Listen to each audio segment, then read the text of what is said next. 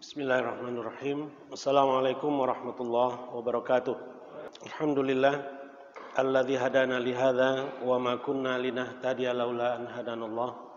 Wa asyhadu an la ilaha illallah wahdahu la syarikalah wa asyhadu anna Muhammadan abduhu wa rasuluhu la nabiyya ba'dah. Allahumma shalli wa sallim wa barik ala hadzal nabiyil karim wa ala alihi wa sahbihi ajma'in.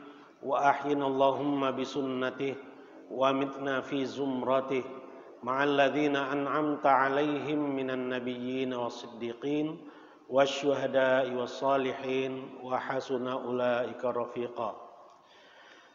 Allahumma anfa'na bima 'allamtana wa 'allimna ma yanfa'una warzuqna 'uluman tanfa'una wa zidna 'ilma.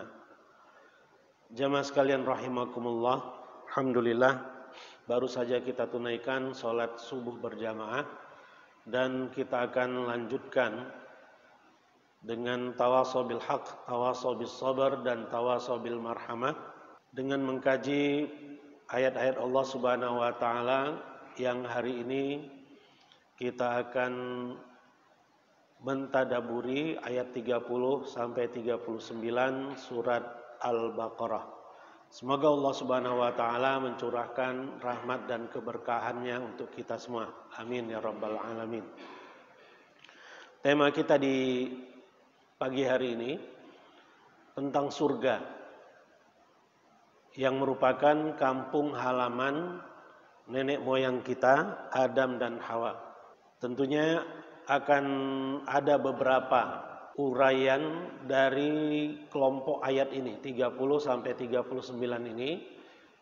Untuk pertemuan kali ini kita akan membahas tentang surga sebagai kampung halaman Adam dan Hawa, dan pertemuan berikutnya kita akan mencermati tentang perseteruan antara iblis dengan Adam alaihissalam sampai terusirnya semua mereka dari surga dan kemudian diturunkan ke bumi. Jadi tema berikutnya tentang satu lafaz di dalam ayat 35 kalau salah ya. Usjudu li Adam.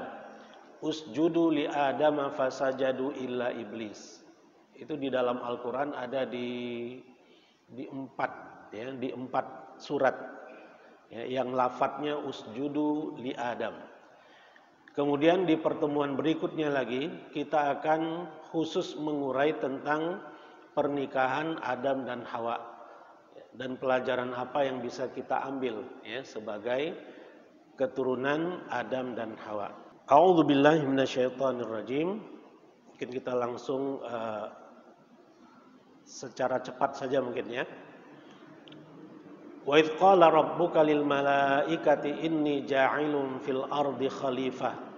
Dan ingatlah ketika Rabbmu berkata kepada para malaikat, sesungguhnya aku menjadikan khalifah di muka bumi.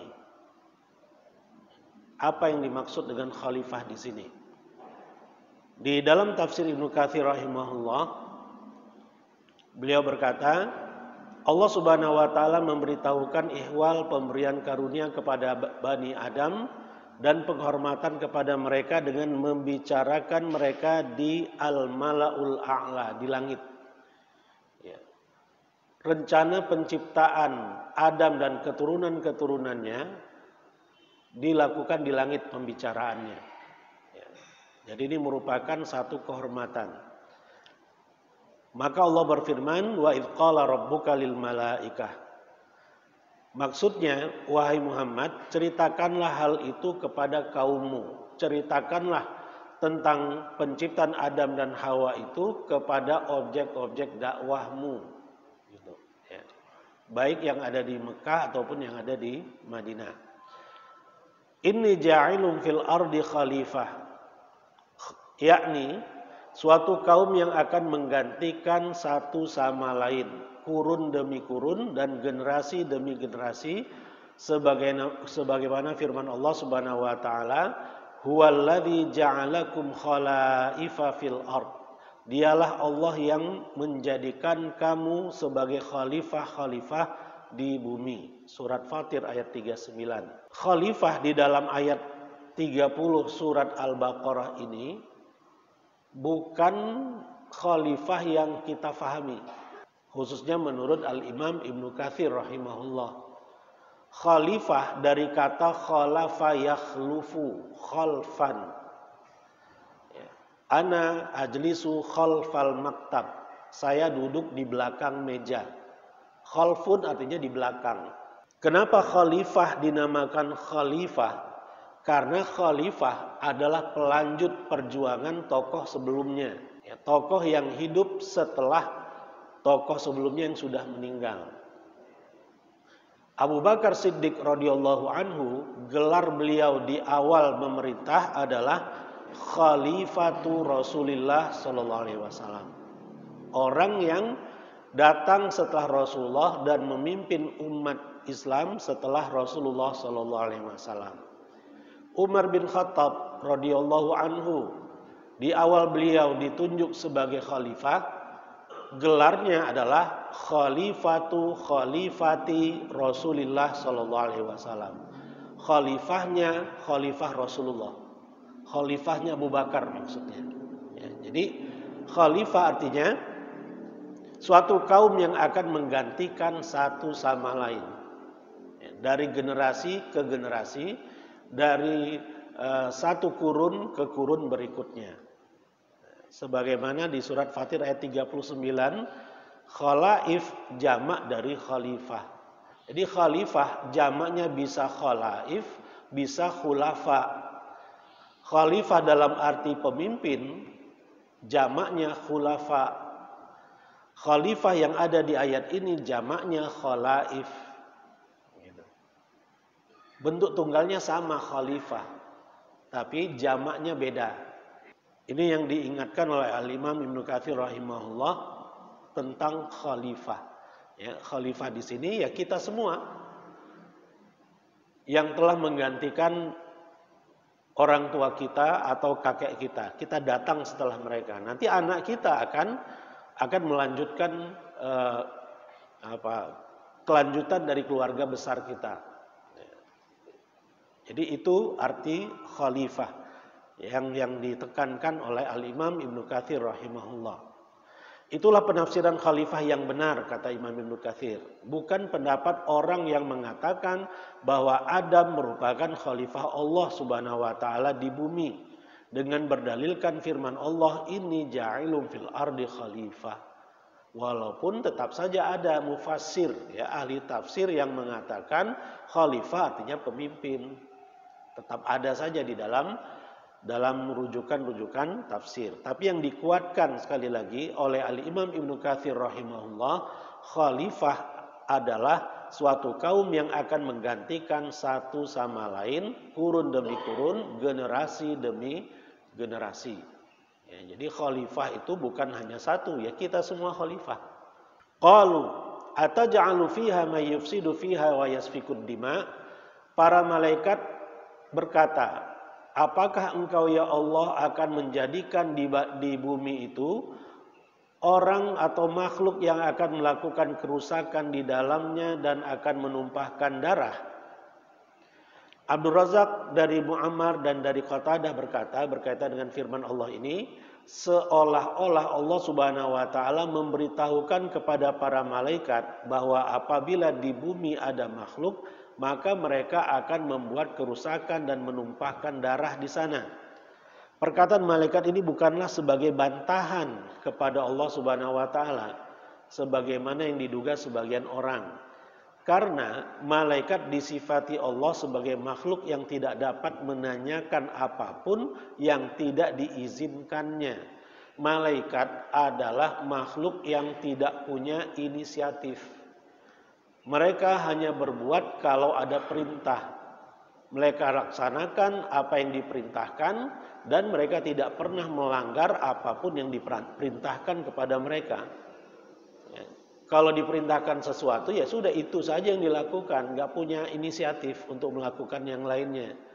Jadi kalau malaikat bertanya, qalu ataj'alu fiha, Allah lah yang mengarahkan para malaikat untuk bertanya tentang ini.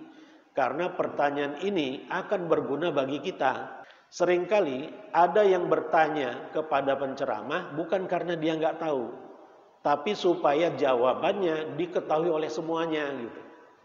Nah, makanya kata para ulama pertanyaan itu ada 3. Ya, pertanyaan yang pertama ngetes gitu. Ya. Sebenarnya dia udah tahu tapi ngetes nih ustadznya paham nggak gitu. Yang kedua, pertanyaan dalam rangka untuk mengumumkan jawabannya kepada khalayak ramai. Yang bertanya udah tahu jawabannya, tapi sengaja dia bertanya supaya jawabannya didengar oleh orang-orang lain, diketahui oleh yang lain-lainnya. Barulah yang ketiga, pertanyaan dari orang yang benar-benar nggak ngerti. Nah, jadi pertanyaan malaikat kepada Allah Subhanahu Wa Taala di sini adalah sesuatu yang Allah arahkan kepada malaikat untuk bertanya tentang hal itu, supaya jawabannya bermanfaat bagi kita. Ketika ada ayat ini, jawabannya bermanfaat bagi kita. Jadi ini bukan bantahan malaikat, bukan interupsi malaikat. Malaikat bukan makhluk yang punya inisiatif. Ya. Kemudian Ibnu Jurayj berkata bahwa sesungguhnya para malaikat itu berkata menurut apa yang telah diberitahukan Allah kepadanya ihwal keadaan penciptaan Adam. Maka malaikat berkata, ataj'alu fiha may yufsidu fiha wa yasfikud dima. Ini menurut Ibnu Jurayj. Ibnu Jarir At-Tabari rahimahullah berkata, sebagian ulama mengatakan sesungguhnya malaikat mengatakan hal seperti itu karena Allah mengizinkan mereka untuk bertanya ihwal tersebut. Setelah diberitahukan kepada mereka bahwa khalifah itu dari keturunan Adam. Sesungguhnya mereka bermaksud mengatakan bahwa di antara keturunan Adam itu ada yang melakukan kerusakan. Pertanyaan itu bersifat meminta informasi dan mencari tahu ihwal hikmah ya, dari penciptaan makhluk yang lain di muka bumi ini. Wa nahnu nusabbihu bihamdika wa nuqaddisu lak. Ya, para malaikat memohon agar mereka saja yang diperintah untuk mendiami bumi sebagai ganti Nabi Adam. Kenapa? Dalam beberapa riwayat diceritakan bahwa bumi ini sebelum Adam alaihissalam diciptakan sudah pernah dihuni oleh makhluk yang namanya jin dan hin. Ya, kalau jin kita tahu, kalau hin wallahu alam. Ya, itu yang disebutkan di dalam tafsir. Nah, makhluk inilah yang berperang di muka bumi ini, menumpah darah dan melakukan kerusakan. Sehingga Allah Subhanahu wa taala mengutus para malaikatnya untuk memusnahkan mereka semua. Malaikat turun untuk memusnahkan penduduk bumi pada saat itu. Nah, makanya muncul pertanyaan ini, ataj'alu fiha may yufsidu fiha wa yasfikud dima? Karena sebelumnya sudah pernah ada makhluk yang yufsidu fiha wa yasfikud dima. Sudah ada yang seperti itu. Sementara para malaikat nggak tega istilahnya kalau Allah Subhanahu wa taala kembali ya diingkari perintah-perintahnya, sehingga mereka menawarkan diri, wa nahnu nusabbihu bihamdika wa nuqaddisu lak. Padahal kami ini ya senantiasa bertasbih dengan memujimu dan mensucikanmu ya Allah. Maksudnya kenapa enggak kami saja yang diperintahkan untuk berdiam di bumi ini?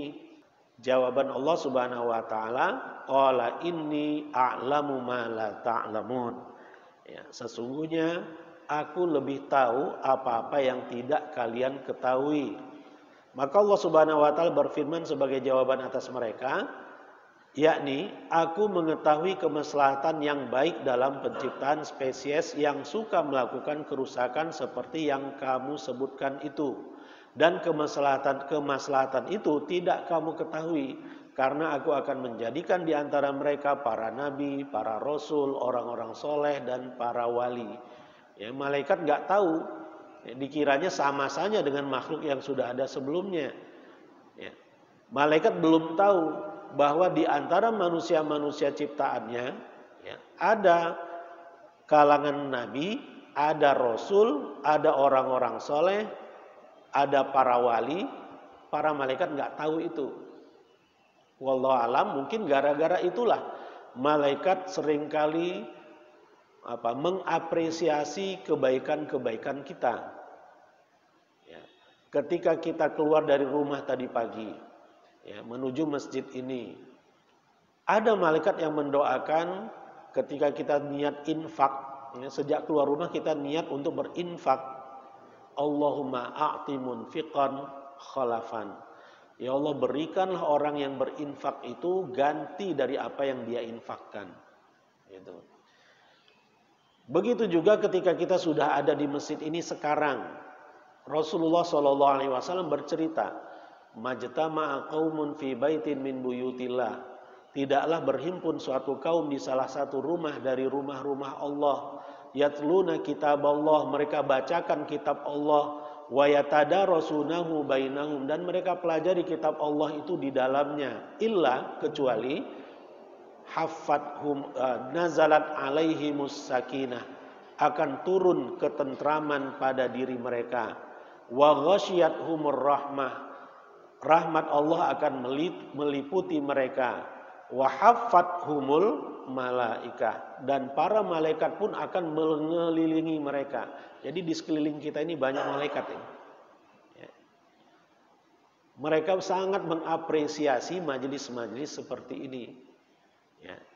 Mungkin sebagai tanda penghormatan mereka dan istilahnya ya, untuk menebus kesalahan mereka yang dulu pernah dalam tanda kutip ya, suuzon kepada manusia yang akan mendiami bumi ini, bahwa semuanya rusak, semuanya jahat.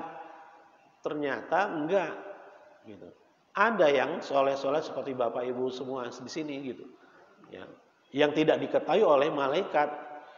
Untuk itulah setiap ada majelis yang seperti ini, mereka mengelilinginya. Di samping-samping kita banyak malaikat ini. Semoga malaikat maut nggak ada di situ ya. Malaikat yang mana? Malaikat itu bukan hanya malaikat-malaikat yang punya tugas. Yang kita ketahui, yang menyampaikan wahyu, malaikat Jibril, yang menurun hujan, yang mencatat amal. Bukan hanya itu. Malaikat itu banyak. Turunnya malaikat di satu tempat pertanda rahmat Allah Subhanahu wa taala sedang menaungi penghuni tempat tersebut. Itu. Makanya dia di dalam hadis tadi, nazalat alaihimus sakinah wa ghasyiyatuhumur rahmah wa haffathumul malaikah. Satu lagi, wa dzakarahumullahu fi man indah. Ya, dan Allah akan menyebut nama-nama mereka kepada malaikat yang ada di sisinya di langit sana. Ya, bahwa di Masjid Al-Ikhlas Komplek Garuda pada pagi hari ini ada hamba-hambaku, di dalamnya ada si fulan, ada si fulan, ada si fulan, ada si fulan. Nama kita diabsen oleh Allah sekarang di langit sana. Ya. Nama kita disebut camat saja kita sudah tersanjung gitu ya. Bagaimana kalau nama kita disebut oleh Allah Subhanahu wa taala sekarang ini. Nah, inilah fadilat majelis ini. Ya, jadi malaikat sangat mengapresiasi kebaikan-kebaikan yang kita lakukan. Ya. Malaikat senantiasa memohon ampun untuk kita. Gitu. Karena malaikat tahu karakter kita. Karakter manusia itu seperti apa, malaikat tahu. Ya.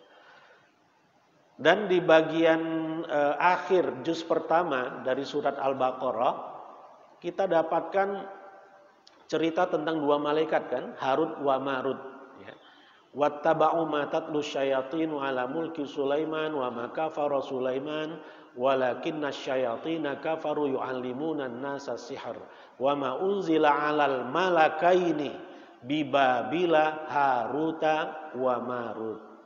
Nah, dalam satu versi penafsiran Harut dan Marut itu, Harut dan Marut ini adalah malaikat. yang ditawarkan oleh Allah Subhanahu wa taala, mau nggak kalian merasakan sebagai manusia, sebagai penduduk bumi, ya. Karena kan malaikat merasa kalau dia berada di bumi dia akan tetap bisa menjadi malaikat, gitu. Harut dan Marut ingin mencobanya untuk mendiami bumi ini, untuk berdiam di bumi ini dengan perasaan seperti perasaan penduduk bumi, ya, tetapi kekuatannya kekuatan malaikat, kan luar biasa, ya. Jadi perasaannya bukan perasaan malaikat. Kalau malaikat nggak butuh makan, kan, nggak butuh apa-apa. Allah berikan nafsu kepada malaikat itu. Baru saja diturunkan dan Allah uji, ya, dengan wanita cantik, udah melanggar, gitu. Yang kemudian mendapatkan hukuman dari Allah. Saat mereka dihukum itulah mereka didatangi oleh sekelompok manusia, ya, yang ingin belajar sihir dari mereka. Mereka mengingatkan bahwa sihir itu akan menjerumuskan kalian. Jangan kalian kafir kepada Allah, tapi tetap mereka kekeh ingin belajar. Akhirnya diajarinlah, gitu, sihir kepada mereka. Itu kalau kita lihat nanti di tafsir ayat itu di bagian akhir surat juz pertama surat Al-Baqarah, ya, wallahualam, ya, minggu keberapa itu, ya. Jadi itu lanjutan ceritanya, gitu. Yang diawali dari wa nahnu nusabbihu bihamdika wa nuqaddisu lak, atau ayat potongan sebelumnya, ataj'alu fiha may yufsidu fiha wa yasfikud dima wa nahnu nusabbihu bihamdika wa nuqaddisu lak qala inni a'lamu ma la ta'lamun. Ya, profil kita sekarang ini adalah profil yang tidak terfikirkan oleh malaikat dulu. Ya, mereka mengira sama saja di penduduk bumi itu sama seperti yang sebelum-sebelumnya. Ternyata tidak. Wa 'allama Adam al-asma'a kullaha thumma 'aradahum 'alal malaikati faqala anbi'uni bi asma'i haula'i in kuntum shadiqin. Dan Allah pun mengajarkan Adam nama-nama semuanya. Ya, ini matahari, ini bumi. Jadi semua nama-nama diajarkan kepada Adam. Setelah diciptakan, Allah ajarkan nama-nama itu semuanya. Tsumma 'aradahum 'alal malaikah. Kemudian ditampilkan kepada malaikat, ya, benda-benda yang ada di alam semesta ini. Faqala ambiuni. Kemudian Allah berfirman, Allah berkata, beritakanlah kepadaku nama-nama itu semua, bi asma'i haula in kuntum shadiqin, ya, in kuntum shadiqin, jika kalian benar. Ibnu Jarir At-Tabari mengatakan pendapat yang paling utama dalam masalah ini ialah takwil dari Ibnu Abbas, penafsiran Ibnu Abbas dan orang-orang yang sependapat dengan beliau, bahwa Allah Subhanahu wa taala berfirman, sebutkanlah kepadaku nama benda-benda yang telah kukemukakan kepada kalian. Hai malaikat yang mengatakan, mengapa engkau hendak menjadikan khalifah di muka bumi itu orang yang akan membuat kerusakan padanya dan menumpahkan darah? Apakah dari kalangan selain kami atau dari kalangan kami? Padahal kami senantiasa bertasbih dengan memuji engkau dan menyucikan engkau. Jika kalian memang orang-orang yang benar dalam pengakuannya, jika aku menjadikan khalifahku di muka bumi dari kalangan selain kalian, niscaya dia durhaka kepadaku, begitu pula keturunannya, lalu mereka membuat kerusakan dan mengalirkan darah. Tetapi jika aku menjadikan khalifah di muka bumi dari kalangan kalian, niscaya kalian akan taat kepadaku dan mengikuti semua perintahku dengan mengagungkan dan menyucikanku. Apabila kalian tidak mengetahui nama-nama mereka yang ku ketengahkan kepada kalian dan kalian saksikan sendiri, berarti terhadap semua hal yang belum ada dari hal-hal yang akan ada, hanya belum diwujudkan, kalian lebih tidak mengetahui lagi. Gitu. Jadi ini berkaitan dengan ilmu Allah Subhanahu wa taala. Tidak semua, ya, hal-hal yang akan terjadi itu sudah pernah diketahui oleh para malaikat. Malaikat diuji dengan nama-nama benda yang ada di sekeliling saja mereka nggak tahu. Bagaimana dengan peristiwa-peristiwa yang akan terjadi berikutnya? Gitu. Yang nampak saja, benda-benda yang nampak saja, malaikat nggak tahu namanya apa. Jadi itu penafsiran Ibnu Abbas radhiyallahu anhu. Jadi ini pakai logikanya luar biasa. Ya. Benda yang nampak saja kalian nggak tahu, bagaimana dengan apa yang bakal terjadi yang belum nampak. Itu maksud dari Ibnu Abbas penafsiran Ibnu Abbas radhiyallahu anhu. Kita lanjutkan, qaulu subhanaka la ilma lana illa ma 'allamtana innaka antal alimul hakim. Para malaikat berkata, Maha suci Engkau ya Allah, kami tidak punya ilmu kecuali apa-apa yang Engkau telah berikan kepada kami, kecuali apa-apa yang telah Engkau ajarkan kepada kami. Sesungguhnya Engkau adalah zat yang maha mengetahui lagi maha bijaksana. Ayat ini menerangkan tentang sanjungan para malaikat Allah kepada Allah Subhanahu wa taala dengan menyucikan dan membersihkannya dari semua pengetahuan yang dikuasai oleh seseorang dari ilmunya, bahwa hal itu tidak ada kecuali menurut apa yang dikehendakinya. Dengan kata lain, tidaklah mereka mengetahui sesuatu pun kecuali apa yang diajarkan oleh Allah Subhanahu wa taala kepada mereka. Ini juga sindiran untuk kita semua. Ya. Kalau jangan pernah kita merasa paling tahu. Ya, ilmu yang kita dapatkan, Allah lah yang telah mengajarkannya kepada kita. Tadinya kita belum tahu, jadi tahu. Jadi kalau ada orang yang pintar, orang yang cerdas, kemudian dia jauh dari Allah, ya berarti dia ini sombong. Gitu. Ya. Dia lupa bahwa yang mengajarkannya ilmu itu adalah Allah. Ya, sumber dari segala ilmu adalah Allah Subhanahu wa taala. Ya. Kita mendapatkan ilmu, kita menjadi orang yang berilmu karena Allah lah yang mengajarkan ilmu itu kepada kita. Karena Allah lah yang menyebabkan kita mampu menyerap ilmu itu. Ya, kita pintar bukan gara-gara kita, tapi gara-gara Allah yang menjadikan kita pintar. Gitu. Jadi ini sindiran untuk kita semua. Ya. Kelihatannya ini ungkapan para malaikat, padahal ini adalah merupakan sindiran untuk kita semua. Ya, agar kita tidak merasa ya, bahwa ilmu itu semata-mata karena kita. Gitu. Ya. Kita berilmu karena Allah memberikan ilmu itu kepada kita. Ya, karena terbukti nggak semua orang berilmu dan nggak semua manusia mampu menyerap ilmu. Gitu. Ya, mohon maaf ya orang-orang yang manusia yang mempunyai keterbelakangan mental itu mereka nggak bisa menyerap ilmu dan Allah sengaja menciptakan yang seperti itu untuk satu hikmah yang bisa kita dapatkan. Kalaulah Allah Subhanahu wa taala menciptakan manusia itu dengan kemampuan yang sama semua, ya, dengan kecakapan dan kecantikan yang sama semua, kita yang repot nantinya. Yang paling pasti kita akan susah untuk bersyukur. Ya, kita mampu bersyukur karena kita lihat ada yang lebih rendah dari kita. Alhamdulillah ternyata kita punya kaki yang bisa kita pakai untuk berjalan ke masjid. Karena ada orang yang nggak punya kaki, gitu. Kalaulah dia pakai kursi roda ke masjid, lah di masjid ini ada nggak? Bagaimana kursi roda bisa nyampe ke sini? Ya kan? Jadi ala biddiddi tatamayyazul asya, kata para ulama.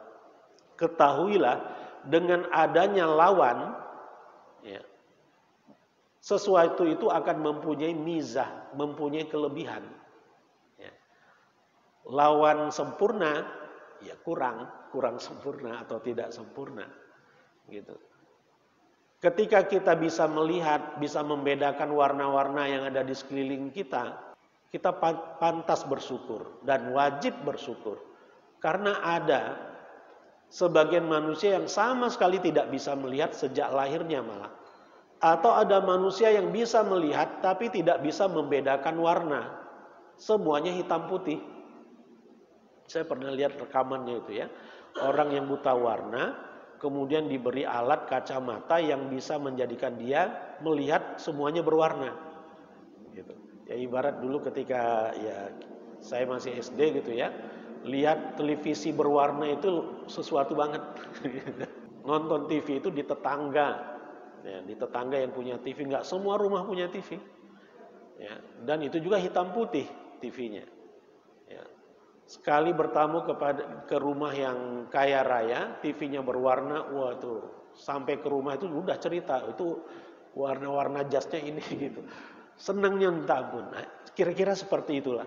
Ya. Jadi orang yang buta warna dikasih alat kacamata yang bisa menjadikannya melihat semuanya berwarna, ekspresinya itu luar biasa. Ya. Jadi ala bididdi tatamayyazul asya. Allah ciptakan, ciptaan-ciptanya itu bervariasi, ada yang sempurna, ada yang kurang sempurna, ada yang tidak sempurna, supaya kita mampu mensyukuri nikmat. Bagaimana dengan orang yang menjadi objek istilahnya? Orang yang Allah takdirkan dia tidak sempurna. Orang yang Allah takdirkan dia buta. Bagaimana dia? Apakah dia menjadi pelengkap penderita? Tidak. Ya. Dengan kekurangan yang dia alami, Allah Subhanahu wa taala akan berikan fasilitas kenaikan peringkat di akhirat. Ya. Ada juga rekaman satu apa istilahnya ya? Satu acara televisi di Arab, ketika ada seorang hostnya ya menawarkan seorang anak ya yang buta untuk bisa melihat, apakah kamu mau bisa melihat benda-benda yang ada di sekitarmu. Jadi maksud dalam acara itu untuk mendatangkan surprise gitu. Tapi justru si hostnya ini yang kena surprise. Kenapa? Karena sang anak mengatakan tidak. Saya lebih senang menjadi buta. Kenapa? Karena Allah atau Rasulullah SAW pernah menyatakan di dalam hadisnya bahwa kebutaanku inilah yang akan menyebabkan aku masuk ke dalam surga. Dan itu ada hadisnya ya, di bab sabar di Riyadhus Shalihin bisa kita dapatkan hadisnya itu. Ya, jadi tidak ada satupun kekurangan yang dimiliki oleh seorang manusia di muka bumi ini kecuali ada kompensasinya. Ada kompensasi yang Allah akan berikan kepada dirinya dengan syarat dia harus sabar. Tidak mengutuk takdir. Ya. Wah, Allah nggak adil nih. Kenapa saya diciptakan seperti ini? Itu subversif itu. Ya, kalau pernyataan itu diucapkan oleh seorang makhluk. Karena itulah para malaikat berkata, yang maha mengetahui segala sesuatu. Innaka antal alimul hakim. Yang maha bijaksana dalam ciptaan dan urusanmu. Serta dalam mengajarkan segala sesuatu yang engkau kehendaki. Hanya engkaulah yang memiliki kebijaksanaan dan keadilan yang sempurna dalam hal ini. Jadi, innaka antal alimul hakim. Allah itu maha tahu plus maha bijaksana. Hakim dari kata hikmah. Allah sudah siapkan hikmah dari segala kenyataan yang kita dapatkan dalam kehidupan ini. Ada hikmahnya. Rasulullah SAW ketika mendakwahkan Islam kepada penduduk Mekah dan juga penduduk Madinah, itu kita semua tahu itu tidak aman-aman saja kan? Ya. Rasulullah sampai terusir dari kota Mekah. Hal yang sangat tidak mengenakkan. Rasulullah kalah di perang Uhud.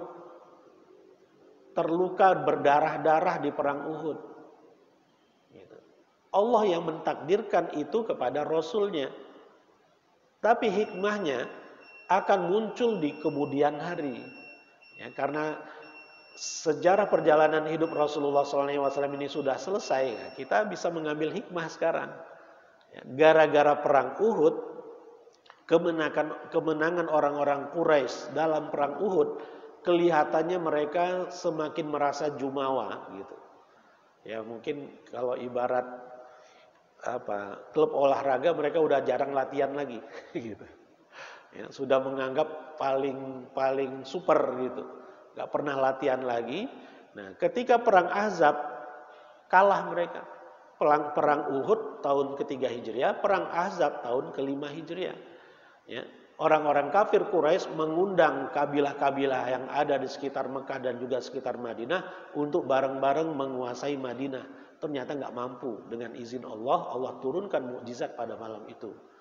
Bentuknya angin, gitu, yang menerbangkan tenda-tenda mereka, dan akhirnya mereka pun kembali ke kampung halaman mereka masing-masing. Setelah itu, efektif Quraisy, orang-orang Mekah tidak punya kepercayaan diri lagi untuk menyerang umat Islam.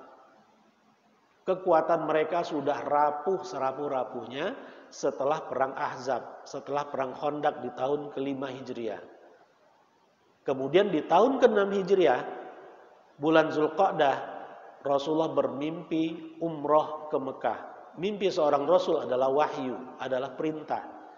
Keesokan paginya Rasulullah menginstruksikan agar para sahabatnya bersiap-siap untuk umroh ke Mekah. Pada sebagian sahabat merasa heran, kok kita akan mendatangi musuh kita di Mekah, akan menyerahkan jiwa kita ke musuh-musuh kita di Mekah. Tapi karena itu arahan Rasulullah, ya sami'na wa ta'na, ya ikutlah 1.400 orang bersama Rasulullah menuju kota Mekah, ya, untuk berumroh. Walaupun pada akhirnya dihadang, ya tidak boleh masuk. Ya, kemudian dinegosiasikan, yang diutus Utsman bin Affan. Kemudian tersebar isu bahwa Utsman dibunuh oleh orang-orang Quraisy.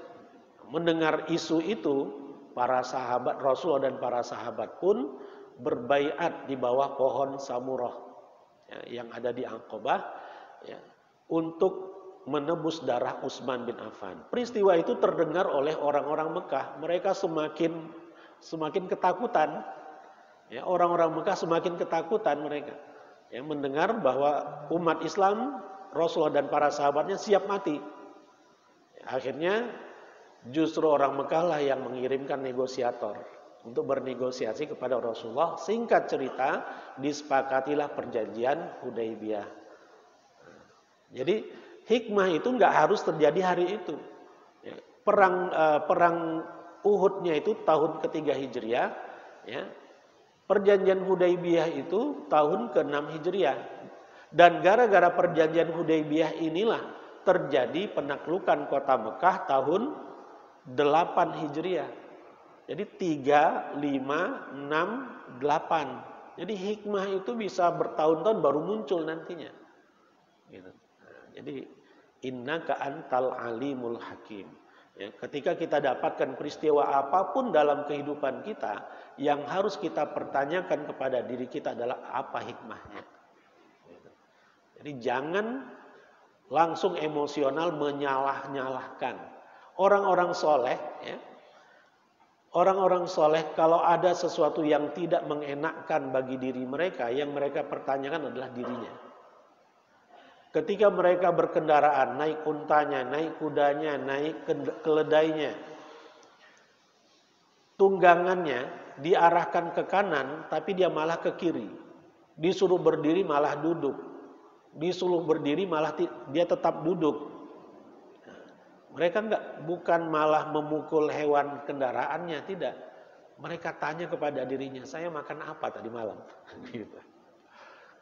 Mungkin ada hal-hal yang haram yang saya lakukan sehingga tungganganku ini susah untuk dikendalikan. Nah, itu profil orang-orang soleh, ya, yang tahu tentang hikmah, ya, bahwa segala apa yang mereka hadapi semuanya itu adalah ketetapan dan ketentuan dari Allah Subhanahu wa taala untuk satu hikmah yang akan didapatkan di kemudian hari. Ya, hikmahnya belum tentu kita dapatkan dan rasakan dalam hidup kita. Bisa jadi hikmahnya akan dirasakan oleh anak, cucu, cicit kita nanti. Gitu.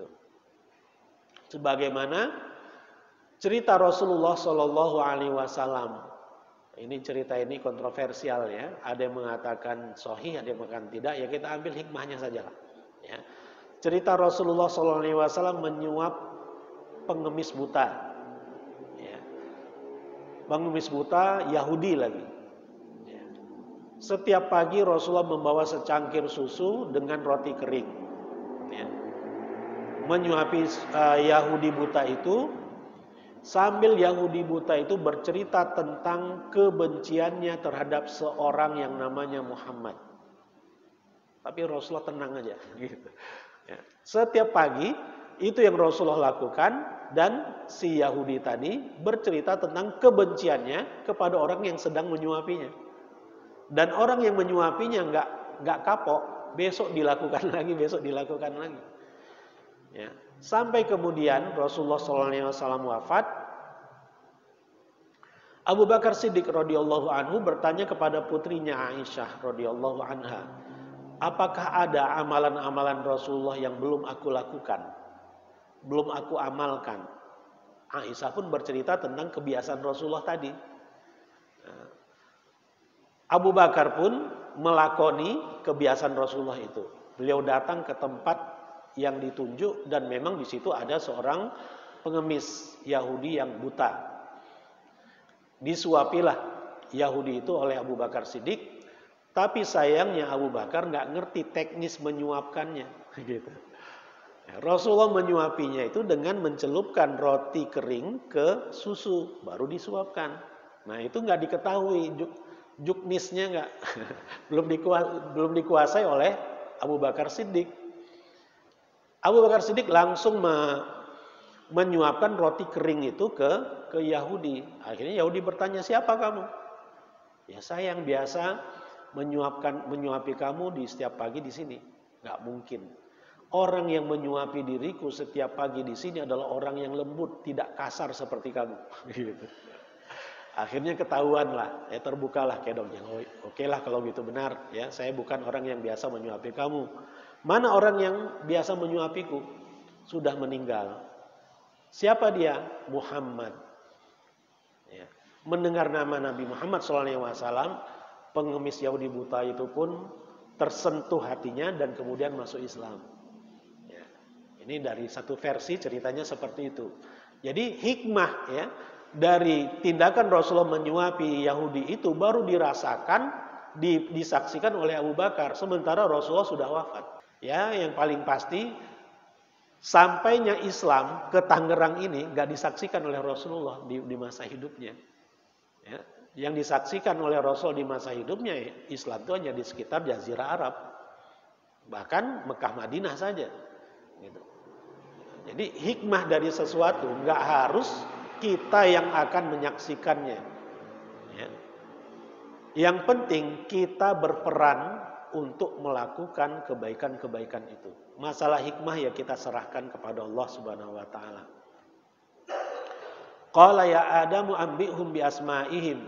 Kemudian Allah menginstruksikan kepada Adam untuk memberitakan mereka, para malaikat, tentang nama-nama benda tadi. Falamma amba'ahum bi asma'ihim, setelah itu dilakukan oleh Adam, qala, Allah berfirman, alam aqul lakum, tidakkah aku sudah berkata kepada kalian wahai para malaikat, inni a'lamu ghaibas samawati wal ard, bahwasanya aku mengetahui hal-hal yang gaib yang ada di langit juga di bumi. Wa a'lamu ma tubduna wa ma kuntum taktumun, dan aku mengetahui apa-apa yang kalian sembunyikan dan apa-apa yang kalian tampakkan dan apa-apa yang kalian sembunyikan. Ya, ini tafsirnya. Pendapat yang paling utama sehubungan dengan masalah ini adalah pendapat Ibnu Abbas. Aku di samping pengetahuanku tentang hal yang gaib di langit dan di bumi, mengetahui apa yang kalian lahirkan melalui lisan kalian dan apa yang kalian sembunyikan dalam diri kalian. Maka tiada sesuatu pun yang tersembunyi bagiku. Rahasia dan terang-terangan kalian bagiku sama saja. Tidak ada bedanya, semuanya ku ketahui. Hal yang mereka lahirkan melalui lisan mereka adalah ucapan mereka yang mengatakan, mengapa engkau hendak menjadikan khalifah di muka bumi itu orang yang akan membuat kerusakan padanya. Apa yang mereka sembunyikan adalah hal-hal yang tersimpan di dalam diri iblis, yaitu menentang Allah dalam perintah-perintahnya dan bersikap takabur, tidak mau taat kepadanya.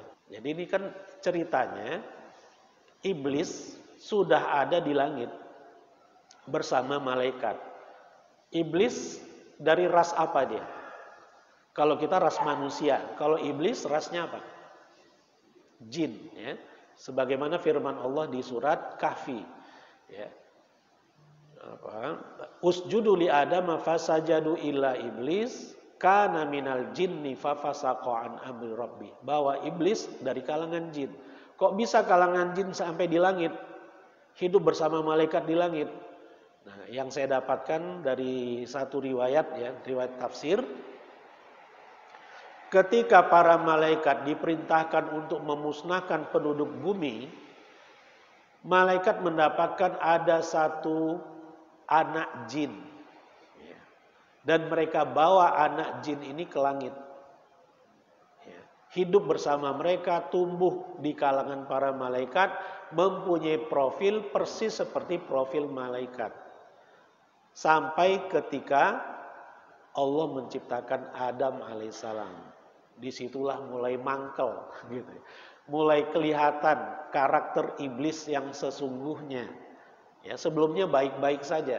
Ya, tapi ketika Allah ciptakan makhluk yang akan mendiami bumi ini, namanya Adam dari kalangan manusia, disitulah iblis menampakkan karakter aslinya. Ya, ketika Allah mengajarkan nama-nama itu, kemudian ditantang malaikat untuk menyebutkannya, ya mereka tidak mampu menjawabnya. Wa a'lamu ma tubdun, ya, wa ma kuntum taktumun, yang ditampakkan adalah pertanyaan tadi. Ya. La ilma lana illa ma 'allamtana. Sedangkan yang mereka sembunyikan sebenarnya bukan mereka, yang menyembunyikan itu cuma salah satu saja oknum, ya, yang ada di tengah-tengah para malaikat yang namanya iblis, ya, menyimpan kebenciannya terhadap Adam.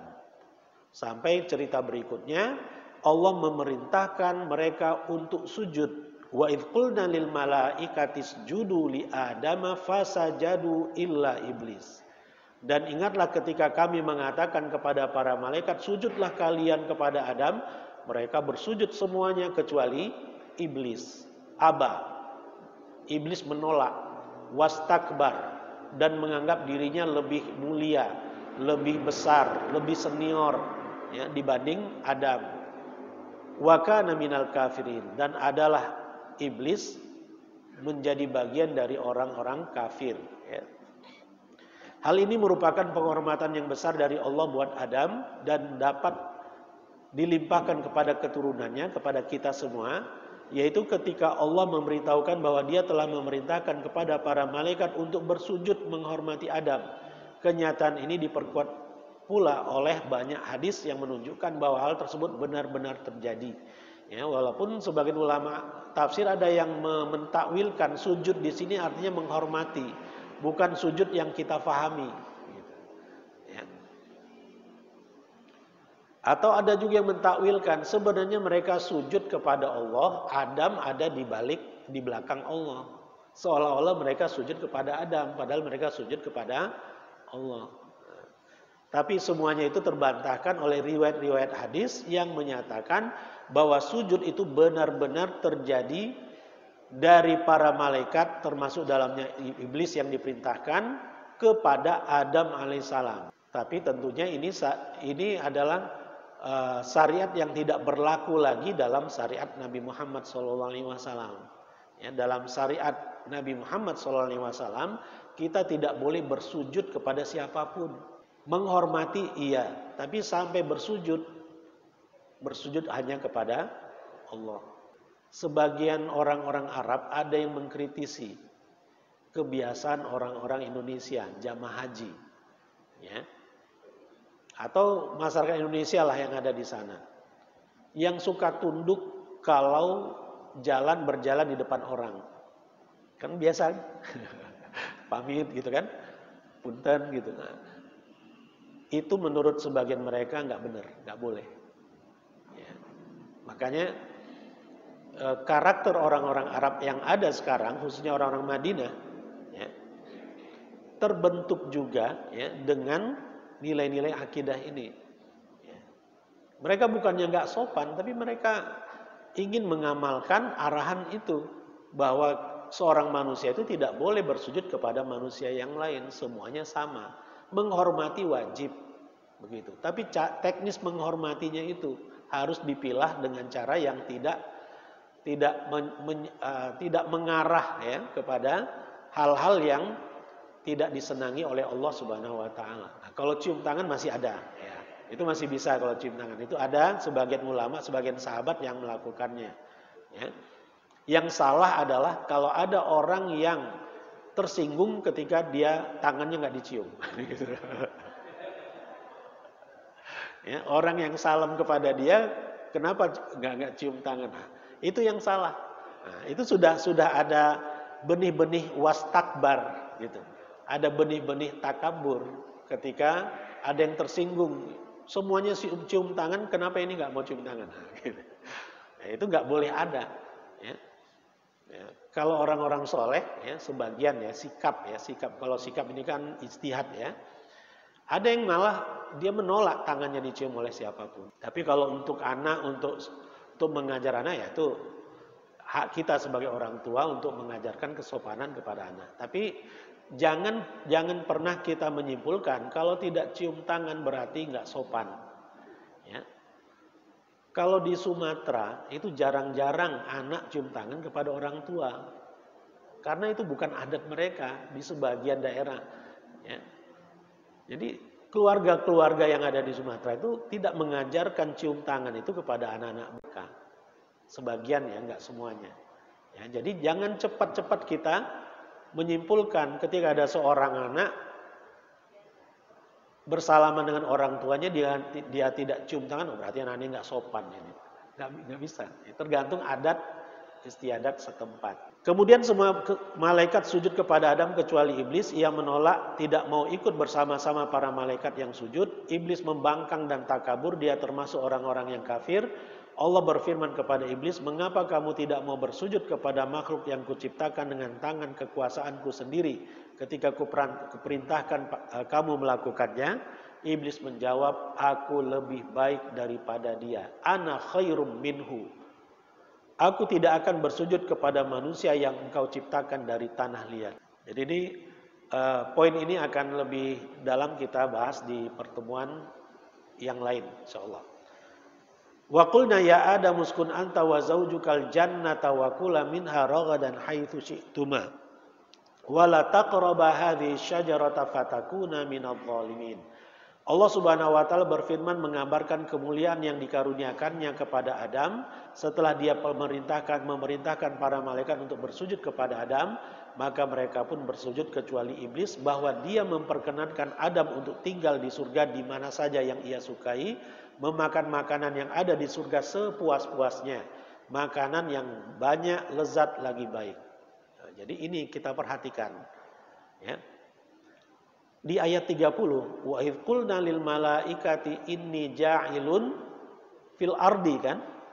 Aku akan menjadikan di muka bumi itu khalifah. Ketika Adam sudah diciptakan, ternyata Adam dan juga Hawa ditempatkan oleh Allah di dalam surga. Bagian ini sesungguhnya akan kita tadabburi di pagi ini ya. Semoga cukup waktunya, berarti yang lainnya nanti saja kita baca di pertemuan berikutnya insyaallah. Nah, jadi ini faktanya. Inni ja'ilun fil ardi khalifah. Sesungguhnya aku akan menjadikan khalifah di muka bumi. Ini skenario awalnya. Ya. Niat awalnya yang diketahui oleh kita dan para malaikat di muka bumi. Kemudian waqulna ya Adam uskun anta wa zaujukal jannah. Ya, kemudian setelah terjadi penyimpangan oleh Adam dan Hawa karena digoda oleh iblis, Allah memerintahkan semuanya ya. Walakum fil ardi, tadinya diperintahkan masuk surga, berdiam di dalam surga. Kemudian karena terjadi kesalahan, walakum fil ardi mustaqarru wa mata'un ilahin. Allah turunkan ya, Adam, Hawa, juga iblis ke bumi. Ya, fil ardi. Dan Allah tetapkan bumi ini sebagai mustaqor, ya, tempat yang menetap. Ilah wa mata'un, tempat di mana ada kesenangan. Ilahin, sampai tempo tertentu yang Allah Subhanahu wa taala sudah tentukan. Ketika temponya habis, bangkit kiamat. Ya, tapi ilmunya hanya Allah yang tahu. Kemudian ketentuan yang Allah berikan di muka bumi ini, ketika keduanya plus iblis diturunkan di muka bumi ini, Allah berpesan, "Faman tabi'a hudaya fala khaufun 'alaihim walahum yahzanun." Maka barang siapa yang mengikuti petunjukku, maka tiada rasa takut ke atas mereka dan tidaklah pula mereka bersedih. Ya, jadi kita lihat step-step ini. Pertamanya Allah akan menciptakan khalifah di muka bumi. Kemudian setelah diciptakan, justru Allah perintahkan masuk di dalam surga, menikmati nikmat-nikmat surga. Sampai mereka kedua mereka tergoda oleh godaan iblis, ya, mendekati pohon yang dilarang. Allah hukum semuanya untuk turun ke bumi. Walakum fil ardi, ya, diturunkan ke bumi, dan Allah berpesan, faman tabi'a hudaya, ya, barang siapa yang mengikuti petunjukku. Ya, petunjuk Allah dalam konteks kita adalah Quran dan Sunnah. Petunjuk kita dalam konteks sebagai umat Muhammad SAW adalah, ya, ajaran Islam, itu petunjuknya. Allah berjanji, Allah Subhanahu wa taala menjamin kalau petunjuknya itu kita ikuti, kita akan bakal kembali ke kampung halaman nenek moyang kita, yaitu surga. Jadi kampung halaman Adam dan Hawa adalah surga, bukan bumi ini. Bumi ini tempat Adam dan Hawa menjalani hukumannya. Tapi tetap saja ada mata, ya, mustaqarru wa mata'un ilahin. Walaupun di bumi ini Adam dan Hawa juga keturunan-keturunannya, ya, katakanlah menjalani hukumannya, ya, khususnya Adam dan Hawa menjalani hukumnya di muka bumi ini. Tetapi di bumi ini Allah penuhi juga dengan nikmat-nikmat. Ya, tetapi ada aturan mainnya, ya, khususnya faman tabi'a hudaya tadi. Kalau ada di antara keturunan Adam dan Hawa yang ingin kembali ke surga, ke kampung halaman Adam dan Hawa, syarat dan ketentuannya adalah faman tabi'a hudaya. Lebih rinci lagi, lebih spesifik lagi, walaupun tetap agak samar, Allah sebutkan di dalam surat Al-Fatihah, ihdinas siratal mustaqim. Ya, ihdina dari kata huda, petunjuk. Tunjukilah kami Allah ke jalan yang lurus. Apa jalan yang lurus itu? As-siratal mustaqim adalah Al-Quran, Islam, Al-Quran, dan mengikuti Rasul Sallallahu Alaihi Wasallam. Itu penafsiran as-sirat al-mustaqim. Lebih spesifiknya lagi Al-Quran, ya. Petunjuk adalah Al-Quran. Apa dalilnya? Setelah ihdinas siratal mustaqim, 2 ayat setelah itu kita dapatkan ayat dzalikal kitab la raiba fihi, kemudian hudan, kan? Hudal lil muttaqin. Jadi ketika Allah ajarkan kita untuk memohon ihdina, tunjukilah kami Allah ke jalan yang lurus, Allah menjawab, kitab ini Al-Quran tiada keraguan di dalamnya sebagai petunjuk bagi orang-orang yang bertakwa. Nah, jadi kalau kita ingin kembali ke kampung halaman nenek moyang kita, persyaratannya faman tabi'a hudaya fala khaufun 'alaihim walahum yahzanun. Di dalam hadis Rasulullah SAW bersabda, wa man salaka tariqan yaltamisu fihi ilman, barang siapa yang meniti suatu jalan yang sengaja dia ingin menuntut ilmu, mencari ilmu di jalan itu, sahalallahu bihi, di riwayat yang lain sahalallahu lahu bihi tariqan ilal jannah. Niscaya Allah akan memudahkan baginya dengan ilmu itu jalan menuju surga. Jadi kalau kita ingin kembali ke kampung halaman nenek moyang kita harus punya ilmu. Ayat ke-7 surat Al-Fatihah yang sudah pernah kita singgung di majelis ini bercerita tentang ilmu dan amal. Di situ ada 3 kelompok kan? Alladzina siratal ladzina an'amta 'alaihim, ghairil maghdubi 'alaihim waladdallin. Ya. Kita ingin diberi petunjuk oleh Allah sebagaimana petunjuk yang sudah didapatkan oleh alladzina an'amta 'alaihim. Kita tidak ingin meniti jalan al-maghdub 'alaihim juga jalan ad-dallin. Di dalam tafsirnya, al-maghdub 'alaihim adalah Yahudi, orang-orang Yahudi. Kenapa? Li'annahum faqadul amal. Karena mereka miskin amal, ilmunya banyak. Kitab-kitab suci, 3 kitab suci diarahkan untuk Bani Israel. Ribuan nabi ada di kelompok Bani Israel. Tapi ilmu dari para nabi mereka tidak mau mereka amalkan. Khususnya ilmu tentang kenabian Nabi Muhammad SAW. Itu yang tidak mereka amalkan dan sengaja mereka sembunyikan. Maghdub alaihim. Untuk berikutnya sampai hari kiamat, siapapun yang banyak ilmu tapi tidak diamalkan, maghdub alaihim. Ad-dallin adalah an-nasara. Kenapa orang-orang Nasrani dicap sesat oleh Allah? Karena mereka banyak beramal, namun amalannya tidak berlandaskan ilmu. Amalannya bervariasi, tapi ilmunya nggak jelas. Ya. Berikutnya sampai hari kiamat, siapapun yang beramal tanpa dilandasi ilmu, maghdub dhalin, sesat. Nah, dengan demikian, alladzina an'amta 'alaihim yang kita ingin dibimbing oleh Allah meniti jalan mereka adalah orang-orang yang punya profil rajin beramal dan amalan mereka berlandaskan ilmu yang jelas. Yang dimaksud ilmu di situ apa? Yang dimaksud ilmu di situ adalah ihdinas siratal mustaqim. Ilmunya adalah siratal mustaqim, Quran dan sunnah. Gitu. Jadi, wa man salaka tariqan yaltamisu fihi ilman sahalallahu lahu bihi tariqan ilal jannah. Kalau singkatnya, kalau kita ingin masuk surga lagi, ingin kembali ke kampung halaman nenek moyang kita, modal yang harus kita miliki adalah ilmu. Syarat untuk bisa sampai ke sana ilmu. Karena ada orang yang rajin beramal, karena gara-gara mereka tidak landasi amalan mereka dengan ilmu, mereka sesat.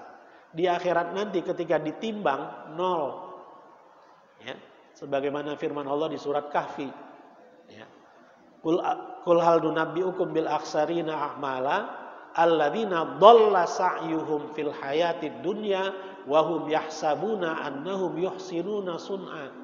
Jadi nanti dicerita pengadilan akhirat di padang mahsyar, ada orang yang pede sekali, sangat percaya diri ketika dihisab. Karena dulu di dunia dia rajin beramal. Ya. Ketika dihisab, jangankan dia, ya, manusia-manusia atau makhluk Allah lainnya terperangah. Kenapa nasibnya seperti itu? Kan dulu di dunia dia rajin mengamalkan ini, rajin mengamalkan ini. Pokoknya banyak sekali amalan-amalannya. Tapi kenapa kok seperti itu nasibnya? Ya, jadi mereka yahsabuna annahum yuhsinuna sun'a. Mereka merasa bahwa mereka sudah berbuat sebaik-baiknya. Namun Allah menetapkan lain. Ya, fahbita amaluhum falanuqimu lahum yaumal qiyamati wazna. Maka kami tidak akan menegakkan bagi mereka satu timbangan pun di hari kiamat nanti. 0. Gara-gara apa? Dhalla sa'yuhum. Ya. Karena usaha mereka, amalan mereka sesat. Dhalla yadhillu. Dhalin, orang-orang yang sesat. Kata kerjanya dhalla. Akar katanya dhalla yadhillu. kata-kata sesat kalau kita dapatkan di dalam Al-Quran, maksudnya akan mengarah kepada tafsir surat Al-Fatihah. Dhalin. Ya. Dhalin adalah orang-orang yang rajin beramal, tapi amalan mereka tidak berlandaskan ilmu yang jelas. Ya. Jadi subhanallah. Ya. Seluruh ayat di dalam Al-Quran itu saling berhubungan, saling melengkapi, saling menguatkan. Tidak ada yang bertentangan. Dan intisari dari firman Allah di dalam Al-Quran adalah surat Al-Fatihah. Ya, makanya ini uraiannya kita kembalikan ke surat Al-Fatihah lagi. Ihdinas siratal mustaqim. Baik, ini saja yang bisa saya sampaikan ya, di kesempatan pertemuan ini. Walaupun tersisa ada beberapa ayat tadi. Ya, namun tentang penggalan ini 30-39 akan kita jalani beberapa pertemuan, beberapa tema. Gitu. Ya, sangat banyak tema yang bisa kita ambil, tapi saya sudah pilihkan 3, salah satunya di hari ini. Semoga bermanfaat. In ahsantu faminallah wa in asa'tu faminni wa minasyaitan. Kalau ada pertanyaan, saya persilakan.